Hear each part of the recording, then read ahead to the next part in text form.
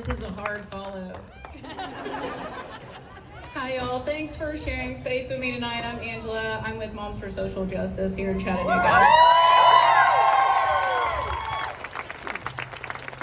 For those of you that don't know us, we're a grassroots parent organization founded by a small group of moms looking to move and help parents from a place of overwhelm and inaction to purpose and action, to get off socials and into spaces where change can actually be made. We've partnered with many organizations in the community, some of which are all here tonight.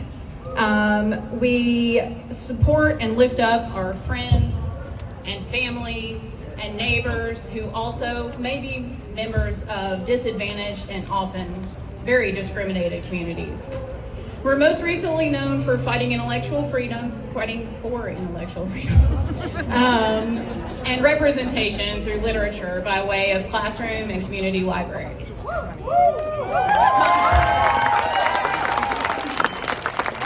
organization, contrary to popular belief, is not just moms. We're aunties, partners, students, teachers, librarians, and anyone who believes that we're not free unless we're all free.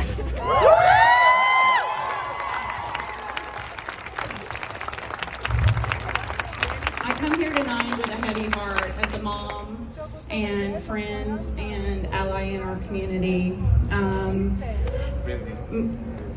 With feeling heavy and fearful around these bills that have recently passed our assembly and are on their way to Governor Bill Lee's desk.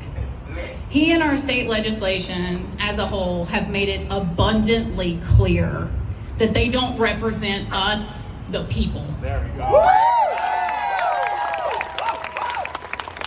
They continue to demoralize our families, our children, and our community by cheapening and stealing the joy of the purest parts of love, by labeling it as something shameful, bad, or inherently sexual, while ignoring the actual harm to our communities.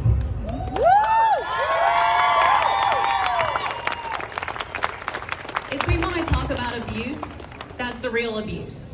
To not recognize a person's worth and value and try to teach them to not trust themselves, from the doctor's office all the way to a drag show.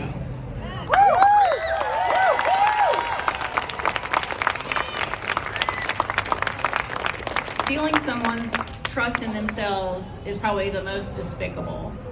And it shows that their true motives are sprung from a fear of independence and the joy that others find outside of the boxes of conformity they believe are the default. But just because that box is safe for one person or even a few, it doesn't mean it fits another, and definitely not the whole community.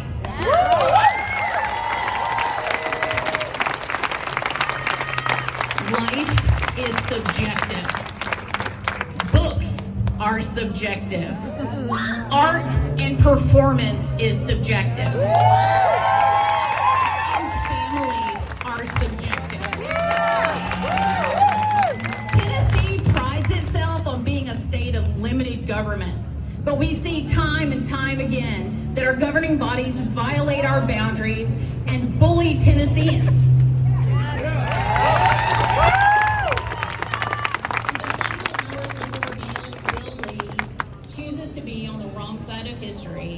We need to call and demand that he veto the drag discrimination bill, SB 0003, and the anti-affirming care bill.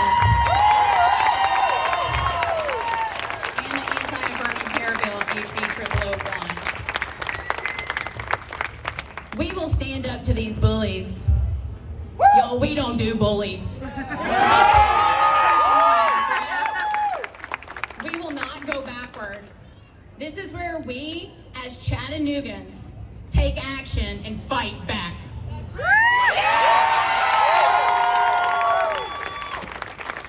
When we stood at Pride last year and at many city council meetings, we heard Mayor Kelly and our local reps promise that Chattanooga will always welcome the LGBTQIA community.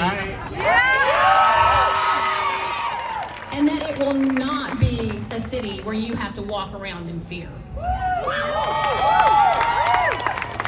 Right now, we demand that they pass a non-discrimination and welcoming ordinance for Chattanooga and Hamilton County.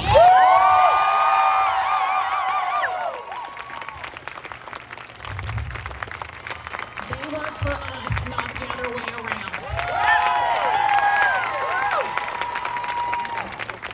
This is the moment where we all work together, show up, speak up, make the call, run for office,